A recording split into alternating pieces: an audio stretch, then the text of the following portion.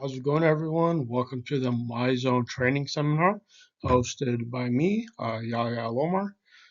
Today, we're going to continue going over why and how to use the MyZone heart rate monitor in our classrooms effectively. Right? So, in our agenda today, already went through the what is MyZone, why why use the MyZone. So today, we're really going to focus on navigating through MEPS and heart rate zones and how they correlate to the classroom. Right. So a quick overview, the MyZone heart rate monitor is wearable tech used to measure the individual's heart rate along with the effort that is being given during a given physical activity exercise. Okay. MyZone's mission, so part of the reason why I recommend MyZone is their mission aligns with us as teachers as creating an environment that's engaging and motivating for our participants, in our case, our students, to be active and really enjoy moving around and uh, being active. And then this is done by gamifying physical activity through challenges, leaderboards, and earning MyZone effort points or MEPS. Right? So through the course of this training, I am going to use some terminology that may or may not be familiar, but they are associated with this app and with this tech.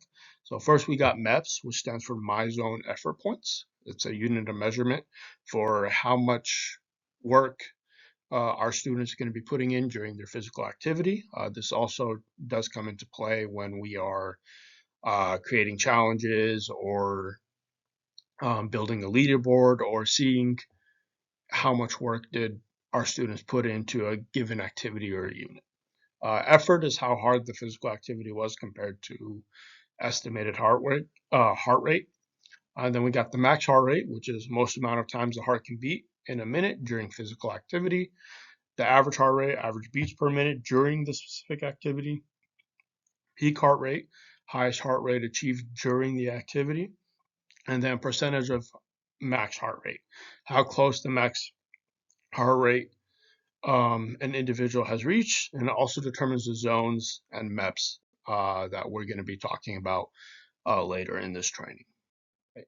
So first things first, you're going to want to download the app on your phone, and I'll give you some time to do that after we go through this, and have the students download it as well. You can find it in the Apple Store or the Android Store. It's compatible with both. Just download the app. It's going to look like that in the Apple Store, for example. You'll create an account, so they'll ask for your name, email, birth date, and a few other identifying information. This will help create your max heart rate and helps the app run smoothly. You can create a nickname as well. Once all that info is put in, just log in using the info you just created, your passwords and your login information.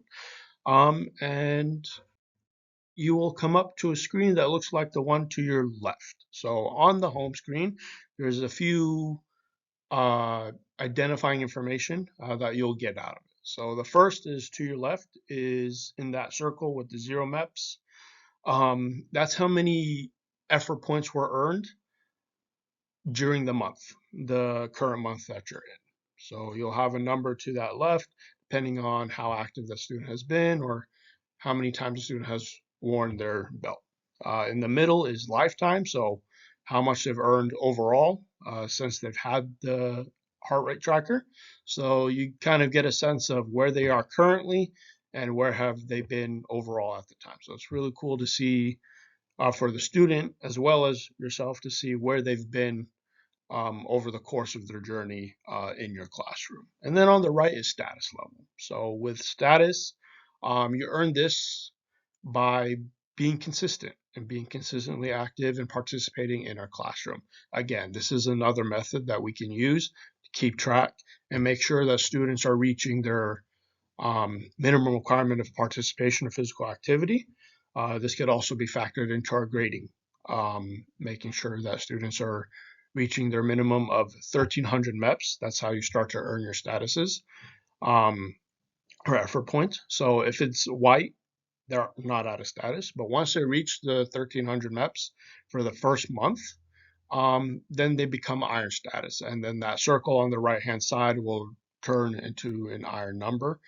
If they're consistent for 3 months, so a third of our school year, they'll get bronze. If they're consistent for 6 months, so again, 2/3 of the school year, it would be at silver. And then 12 months, that includes summer. So we might not be able to track them personally, but they should be right on that path. They'll hit gold. And then if we see them next year, let's say they're ninth graders that we see again for 10th grade, they're staying consistent. We'll see that 12-month. And then by the end of the year, hopefully that 24-month, and they'll reach that platinum status. And then right below, you'll see under my workout, you can see the last workout that I've done, or the most recent one that I've done, um, as well as any friends or fellow students that we're following. Again, we could hold each other accountable, students could hold each other accountable, and then it's a quick way for us too, as well, to check to make sure that students are being active and participating. And we can see, do they need to improve, or are we on par with course? Right? So, coaching the zones. So when a student's doing physical activity, they're going to be in one of 6 zones.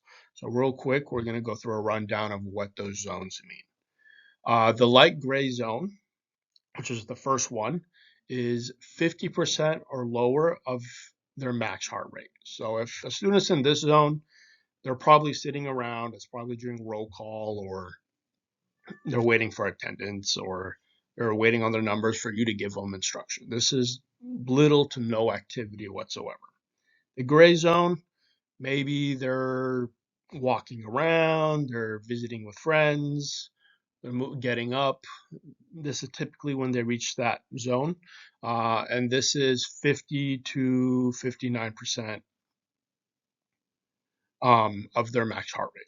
Okay, then we have the blue zone, which is 60 to 69% of the max heart rate. This zone would be when we're warming up our students, when we're having them do their stretches, their exercises, jumping jacks, push-ups, their light jog, whatever it is. This zone is generally where students will start to get their body warmed up, prepared for the physical activity we have assigned for the day. Green zone is during that activity, depending on that activity. So if that activity is light jog around the track, or a friendly game of soccer, badminton, or tennis, whatever we have planned. This zone, the students are moving, they're at 70, 79% of their max, maybe. And again, the students are moving, they're participating, they're physically active, they're getting a little bit of a sweat in, and you could tell that they're putting in some effort into what they're doing. The yellow zone is students are putting above average effort. They're really working. They're at 80, 89% of their max heart rate. They're intense. So maybe you have them in the weight room. Maybe you're having them do their mile-long jog. They're playing in a basketball, soccer, or a sports game. They're being really competitive with their classmates, and they're really engaged. They're really going all out. And then we have the red zone. Red zone is all out. It's 90 to 100% of their max heart rate. All out effort. Maybe they're doing sprints. Maybe it's a high physical workout portion of the class. You can gauge it, or it depends on really what you're having the students doing. This zone does come with a warning. You should not be in this zone for more than about 30 seconds to a minute, because the heart is really working extremely hard. So if you see a student in the zone, have them cool down a little bit, maybe track it back. Try to get them back into the yellow, preferably the green zone, for them to recuperate and be ready to go again. So why are these zones relevant? Well, this is how they're going to earn their points. So each zone has an associated point earning potential, depending, again, the effort that they're putting in. So if light gray, which is when they were sitting, maybe waiting on roll call, they're not going to earn any points because they're not really working. Then we have regular gray. This is your walking around, maybe talking, just getting up.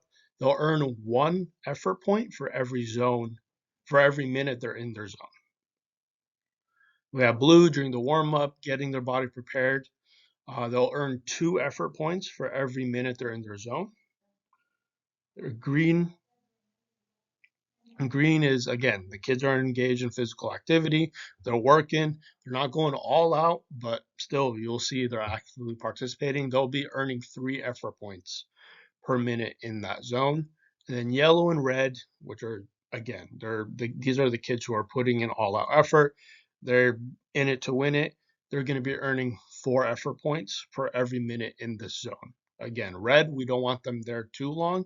So if their aim of the activity or the aim of that kid is to earn 4 effort points, have them stick around that yellow zone, and they should reach that number effectively. So again, if you look on the picture to the left-hand side, that would be their activity tile. So while they're wearing that belt, it'll tell them where they are specifically. So you see percentage of max heart rate, which is the big number, their current heart rate, which is next to the heart on the bottom left, how many MEPs they've earned during that activity, and then calories burned is also to the right-hand side. Then you have duration right at the bottom. To my right, after they finish that activity and they go back to that home screen that we showed earlier, they can click on that activity, scroll to the bottom, and they'll have a breakdown of how much time they spend in each zone, plus the MEPs earned for that time in that zone. That was a quick overview of the zones and how to coach them and what it would look like maybe in your classroom. We're going to go ahead and take a quick 5 to 10 minute break where if you have any questions, comments, or any concerns, please feel free to ask. Thank you.